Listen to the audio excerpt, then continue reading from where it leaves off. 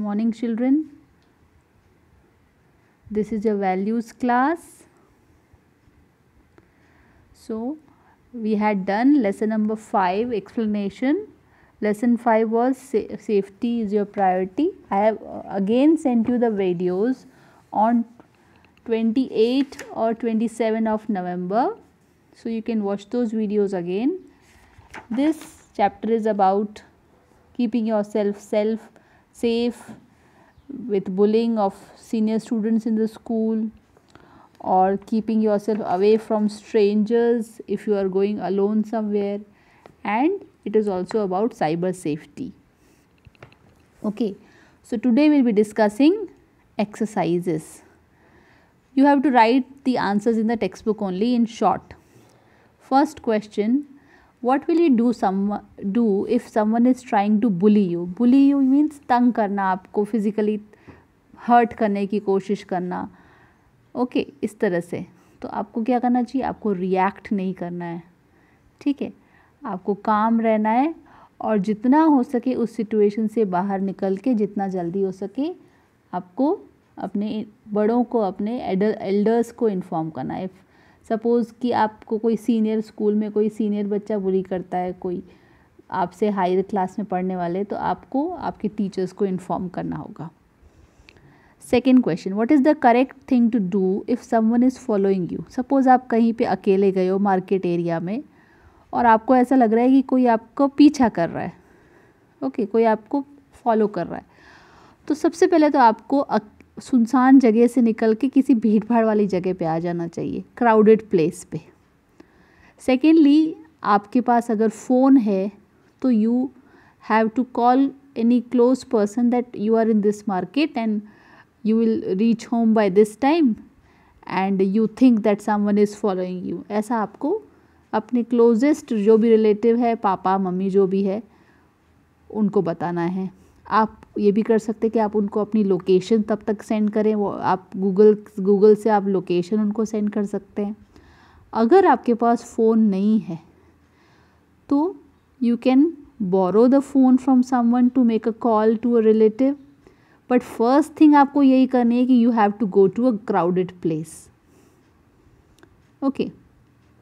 Third question, list a few points that you must keep in your mind while using the internet. Now this is a long answer, so you can turn the page 22 पे थोड़ा सा space है, उस पर आप ये answers लिख सकते हो. सो इंटरनेट सेफ्टी, सबसे पहले you should not click on to doubtful links. कुछ ऐसे लिंक्स होते हैं रिलेटेड टू साइबर क्राइम्स कि आपको लॉटरी लगा है, इस लिंक पे क्लिक कीजिए तो आपको पैसा मिलेगा. Students, there are no free lunches in the world. Okay, ऐसा कोई लॉटरी बांटता या पैसे बांटता कोई फिरता नहीं है. सो आपको भी फ्री के पैसे मिले ऐसा कभी होगा नहीं, राइट. तो ऐसे लिंक्स पे आपको कभी भी क्लिक नहीं करना चाहिए. वो स्पैम होते हैं और वो आपके फ़ोन से आपकी इन्फॉर्मेशन हैक कर सकते हैं. नेवर, आप अगर फेसबुक या कुछ ऐसे आईडीज़ यूज़ करते हैं, जीमेल यूज़ करते हैं, तो you should never give your personal information like phone number या हाउस एड्रेस या अपना लोकेशन, आप कहाँ रहते हो. रीजन में सिर्फ आप गुजरात या इंडिया लिखने तक ठीक है, पर आप उसके अलावा एग्जैक्ट सिटी या एरिया कभी नहीं लिखते. एग्जैक्ट एड्रेस आप कभी भी नहीं लिखते. ओके. नेवर रिवील मतलब बताना योर फ्रेंड्स और family, your relatives and their profession, your office address. अपने फैमिली की डिटेल्स रिवील कोई नहीं करता है सोशल मीडिया वेबसाइट्स पे. अगर आप फेसबुक पे आप फ्रेंड्स बना रहे हो तो न्यू फ्रेंड्स तो आपको अवॉइड ही करना चाहिए. ऐसा पर्सन जिसको आप जानते ही नहीं हो, आप उससे फ्रेंडशिप कैसे कर सकते हो, आपने उनको देखा ही नहीं है. फिर भी some people do make anonymous friends, अनजान लोगों को फ्रेंड्स बनाते हैं, तो वो सिर्फ ऑनलाइन फ्रेंड्स ही बने रहने दीजिए. अगर वो कहते हैं कि वो आपसे मिलना चाहते हैं तो ये never fall into this trap. अगर वो ये कहें कि उनको थोड़ा फाइनेंशियल ज़रूरत है, थोड़ा सा पैसा भेज दो उनको, ऐसा कभी मत करना बेटा. सबसे ज़्यादा ये साइबर फ्रॉड्स जो होते हैं वो पैसों से रिलेटेड होते हैं. ऑनलाइन फ्रेंडशिप करते हैं, फिर वो पैसे मांगते हैं, तो इस तरह से ऑनलाइन फ्रॉड्स होते हैं. Okay. Now we'll come to again page number 21, discussion time. Discuss with your classmates or friends about a few ways which you can ensure about your personal safety while using public transport. So the picture shows that the girl is using learning some kind of martial arts like karate or judo. So everyone should be physically fit first, so that you can ensure your safety when you are using public transport or when you are going to a public place. And you should also discuss with your friends that why self defense is so important. Okay, question 2 वही है, discuss with your friends and find out why learning self defense is essential. क्यों ज़रूरी है? क्योंकि आपके पास if you are in a trouble, if you want to call the police may not reach immediately on the spot. So you should also learn to protect yourself. Then we'll come to think tank. Okay, आप इसमें आपको imagine करना है कि आप क्या करोगे. Imagine that you come across a situation where someone else is using your name and information on the internet to reach out to people you may know. What will you do in such a situation? इसको account hacking कहते हैं.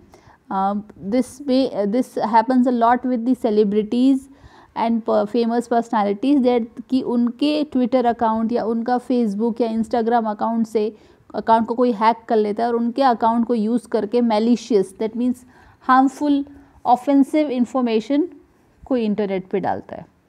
In this case you should contact cyber police of your area. Okay, and you should inform your friends and relatives कि ये जो Facebook post है या ये जो कमेंट है ये मैंने नहीं किया है, ये मेरा अकाउंट किसी ने हैक किया है. ये वो आपके फ्रेंड्स और रिलेटिव्स को आप बता देना चाहिए. Second question, suppose someone whom you do not know well and comes and informs you that your friend wants to meet you. This person suggests that you should meet with him or her, go with him or her to meet your friend. What will you do? Now this can happen with in case of parents also. कोई आपको unknown person आए और आपसे कहे कि आपके पापा ने आपको यहाँ बुलाया है, चलो मेरे साथ, अभी के अभी बुलाया है. Suppose you are in a tuition class and आपके ट्यूशन क्लास में कोई आते हैं, या आपका बैडमिंटन क्लास है और आप उसमें आपके आते हैं कोई पर्सन जिसको आप जानते हो पर बहुत अच्छे से नहीं जानते हो, 1-2 बार आपने उनको मिला होगा किसी के साथ. वो कहते हैं कि आपके पापा ने अभी आपको बुलाया है, चलो, उन्होंने मुझे आपको लेने के लिए भेजा है. तो आपको क्या करना चाहिए? First you should contact your father कि आपने सच में इनको भेजा है मुझे बुलाने के लिए. अगर आपके पास वो कहे कि नहीं, फ़ोन आपके पास फ़ोन नहीं है, तो कहीं से लेके आप कर सकते हो. या फिर आपको आपके पेरेंट्स से पहले से बात कर लेनी चाहिए कि ऐसा वो करेंगे कि नहीं करेंगे. ओके, इमीडिएटली आपको तुरंत से उस पर्सन की बात नहीं माननी चाहिए. आपको किसी न किसी तरीके से क्रॉस चेक कर लेना चाहिए कि वो जो पर्सन है वो सही बोल रहा है कि नहीं बोल रहा. Okay, now you can turn page number 22, self assessment. ये आपको खुद करना है. सिचुएशन में आपको एक्सप्लेन कर दूंगी, आप उसमें क्या करोगे. A stranger is following you every day when you return home from your tuition classes.